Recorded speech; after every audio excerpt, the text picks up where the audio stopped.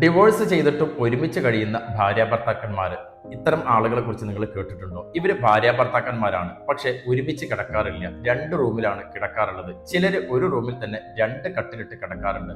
ആ വീട്ടില് അച്ഛന്റെയും അമ്മയുടെയും റോൾ ഇവര് കൈകാര്യം ചെയ്യുന്നു. ഭാര്യാഭർത്തൃ ബന്ധത്തിൽ ഇവർ തമ്മിൽ ഒരു ബന്ധവും ഇല്ല, മാനസികമായും ശാരീരികമായും.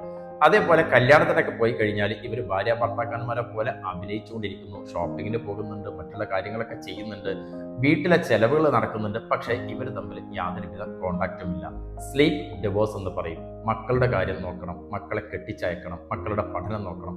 ഈ ജീവിതത്തിൽ നിന്നും ഇറങ്ങിപ്പോവാൻ കഴിയുന്നില്ല. അങ്ങനെ ജീവിതം മുന്നോട്ട് പോയിക്കൊണ്ടിരിക്കുകയാണ്. ഇവർക്കിടയിൽ പലവിധ പ്രശ്നങ്ങളും ഉണ്ടായിട്ടുണ്ടാകാം. പലപ്പോഴായിട്ട് ഇവർക്കത് പറഞ്ഞു തീർക്കാൻ പറ്റിയിട്ടുണ്ടാവില്ല. അതുമല്ലെങ്കിൽ വലിയൊരു പ്രശ്നം ഉണ്ടായിട്ടുണ്ടാകാം, അതും പറഞ്ഞു തീർക്കാനും അവസാനിപ്പിക്കാനും പറ്റിയിട്ടുണ്ടാവില്ല. അവർക്കുള്ളിലെ ഈഗോ അതൊന്ന് താഴ്ത്തി വെക്കാൻ ഇവരാരും തയ്യാറാകുന്നുണ്ടാവില്ല.